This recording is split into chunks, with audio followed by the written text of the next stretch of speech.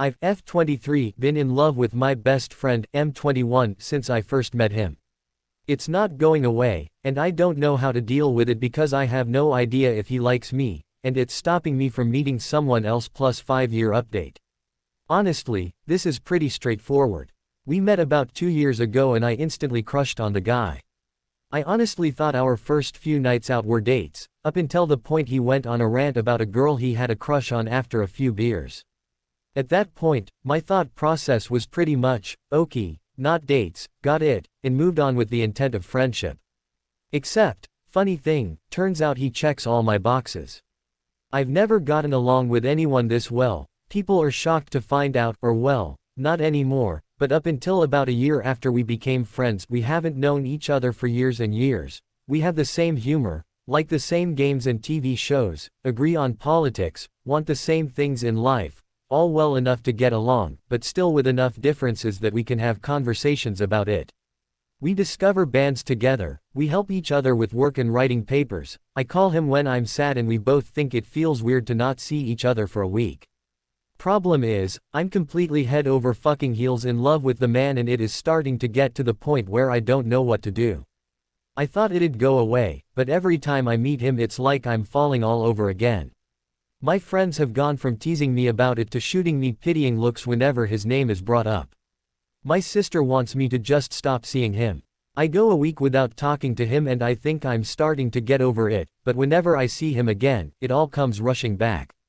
I don't know what to do. It hurts and it's not fun anymore. I've been on dates with some amazing guys who liked me, but my feelings for my friend is stopping me from falling for someone else.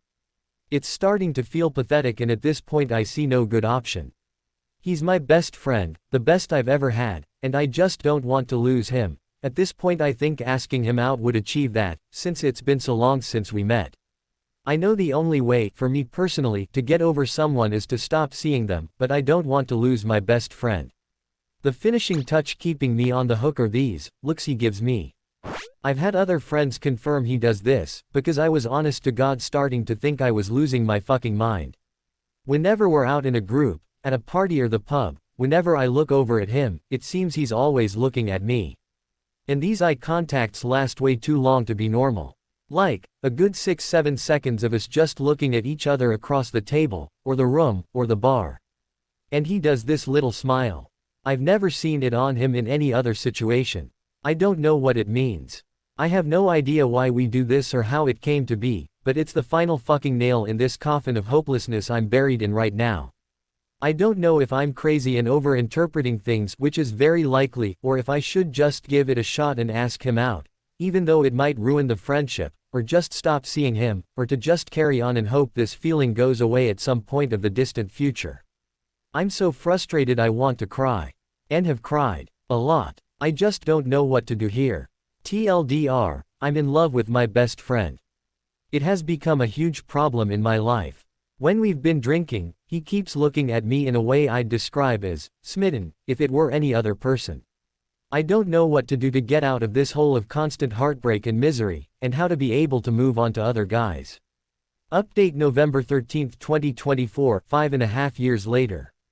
So, hello. Little over 5 years ago I made a post on this subreddit looking for advice on how to handle my incredibly painful unrequited love for my best friend. I'd honestly forgotten about this until making a password reset on another account, and saw Tobs 13 inches among my email search results. But as I read through the post, I remember how very comforting and terrifying the responses to my post was, being a more or less unanimous, ask him out, that scared my ass to death. Sorry that this isn't really a happy update, but I don't know. It felt weird seeing something I wrote in what feels like a different life, and the people who responded seemed so genuinely kind and trying to help. I feel like I weirdly owe some kind of update. Especially for that one, dear, sweet commenter whose account is now deleted. I so wish I'd have a way to reach out to them, because that was one of the most thoughtful comments I think I've ever gotten. And just to recap, with hindsight, I really was in love with this man and I had been for about 2 years. Like, full 9 yards in love. Struggling to breathe when he talked about someone else but still cheering him on because he deserved happiness levels of in love.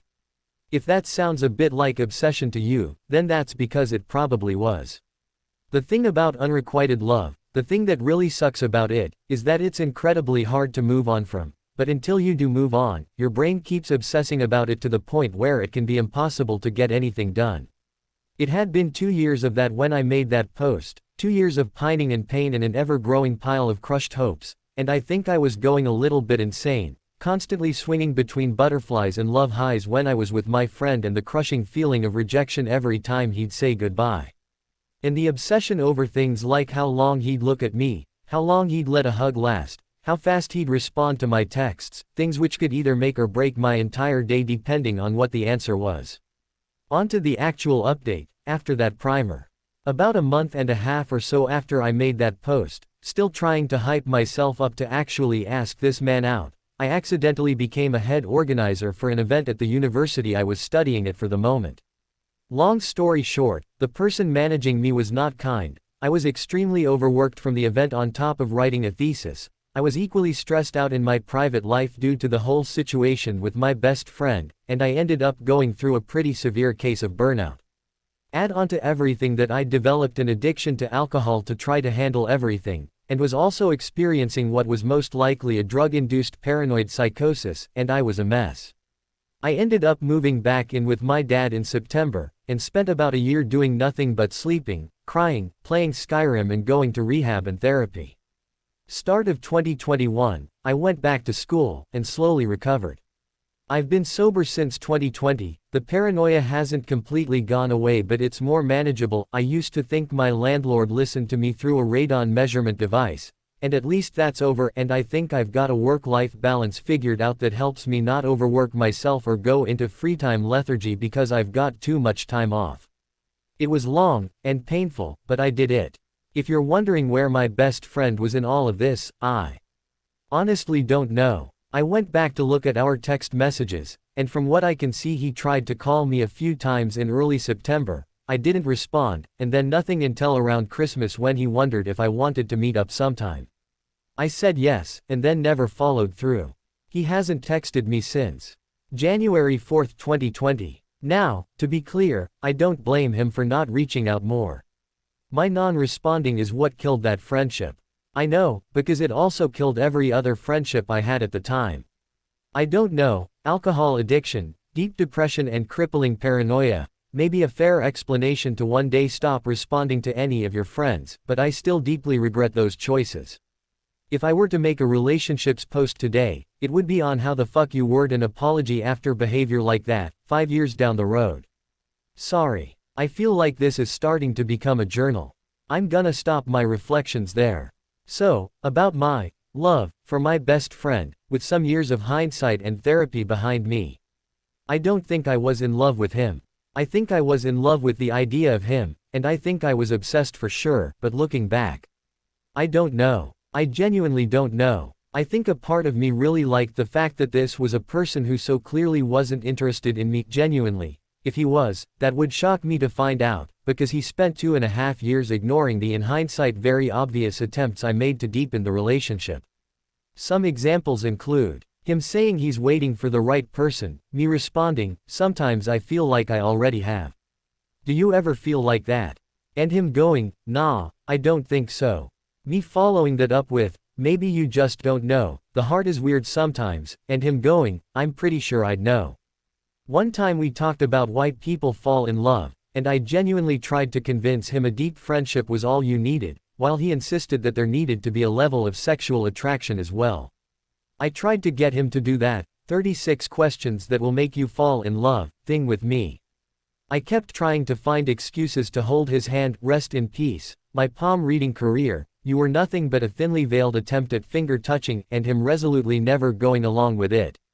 Ditto, but with hugs, arm touching, and sitting just a little too close whenever we went out so I could hear him better, which he normally responded to by going, we should go outside so you can hear better if it's too loud in here. Very thoughtful, but very much not what the goal was. One night, when we were alone in my apartment after a club event, after a particularly long shared look, I asked him what he was thinking about in that kind of, I don't want to break the illusion, soft voice you put on when you're really fucking close to someone you like, and his response was, I don't know if I agree that Geertz's metaphor about blinking makes that much sense, actually. For context, we bickered about that earlier in the night, since we'd just read some article about it in class. I did not expect it to make a comeback at that point. Another night, when we were out together and there had been a lot of looks and closely leaned in laughing together, and he pulls me to one side by the hand to talk to me about something, heart racing, only to ask me if I know if one of my friends is single because he thinks she's really fucking cute and might have been looking at him all night. Looking back, at least some of this stuff is sort of funny. I have no idea if he knew, or knows now, that I was in love with him. I wouldn't be surprised if some of my old friends eventually told him, but of course he's never reached out about it. But yes, I think I kinda like the security of this person who clearly didn't like me back. Not that I was doing well with the heartache, but there's a certain kind of fucked up comfort that comes from pining for someone who doesn't want you back. Like, the highs I'd get when I got something that felt like confirmation, made up for the lows of crying in my apartment stairway when I got home after a denial. Today, I mostly just feel so bad for him and ashamed of myself. Regardless of whether he knew or not, and I'm trying to cling to the fact that he seemed to at least continue wanting to be friends is some indicator that he never felt creeped out or uncomfortable. My behavior was pretty fucking creepy. And in the end, once I did get that distance between us, the feelings went away after some 6 months or so. My therapist recommended not meeting this person again, for my own sake, and by early 2020 I wasn't so painfully in love anymore. A while later I'd end up meeting a guy the first clicked with just as much, who actually liked me back and showed it. We've been together for almost 3 years now, and are talking about starting to try for kids at some point soon. He'd like us to get married first, but is also insisting he wants to be the one to propose, so I'm just walking around waiting for the day. Even if it's not a huge surprise or secret, he just wants to get that moment of going down on one knee, and who am I to deny him? I'm slowly growing old and boring. I'm sober, I go to my boring, stable, middle career 9-to-5 job, I save for my retirement and traveling on the summers, I help my dad out on his farm, I crochet little animals for my newborn niece. I come home to a man who plays his silly video games, I play my silly video games, we go for walks into the museum and bicker about whether to get fat on takeout or not. I have some regrets about how my early 20s ended up playing out, but by God, I wouldn't want to go back. I didn't ask him out. Instead, I had a severe mental health crisis, stopped talking to all my friends, got sober, crawled my way back, and now looking back I'm surprisingly happy with how life turned out. Oh, and I genuinely did not exaggerate those looks, I remember them very clearly and once had a mutual friend comment on it. I still have no idea what was up with those. He doesn't strike me as a person who would try to keep someone on the hook or anything, more like he was just painfully socially oblivious. But I still wonder so much about those goddamn looks, man.